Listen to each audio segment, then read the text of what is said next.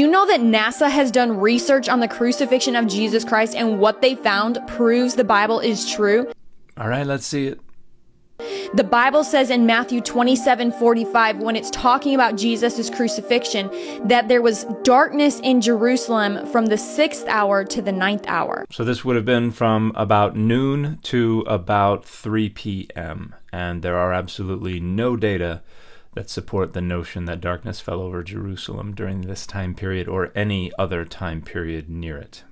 And if you Google when scholars think that Jesus was crucified, it was April the 3rd, 33 AD. This is absolutely not when scholars think Jesus was crucified, because we don't have enough data to know for sure when Jesus was crucified. But this is what will blow your mind. According to NASA.gov, there was a partial eclipse in Jerusalem on that day. And they say that it lasted 2 hours and 50-something minutes, the exact time that the Bible also says. So claims that the darkness was caused by a solar eclipse are nonsensical, because you cannot have a solar eclipse during the Passover, because the Passover is around the full moon, which is when the moon is on the other side of the earth from the sun. And it is a full moon because we are seeing the entire moon lit up by the sun. The sunlight is bouncing off the moon and hitting Earth, and we see the entire moon.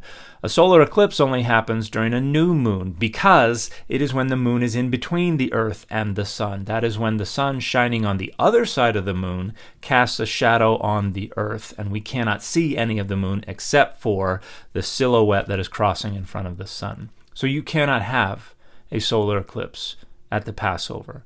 And if you look at the image that creator shared, you will see that what NASA identifies as having occurred on April 3rd, 33 CE was precisely a lunar eclipse. And it was a partial lunar eclipse that only would have been barely visible to the naked eye in Jerusalem at moonrise, when a tiny little shadow of the earth crept across a corner of the moon. So this did not happen between noon and 3 p.m. This did not cause any darkness whatsoever to be cast upon the earth, and this has absolutely nothing to do with the darkness that is claimed to have occurred from 12 to 3 p.m. in the gospel accounts. So if you believe that the Bible is true, then subscribe for more.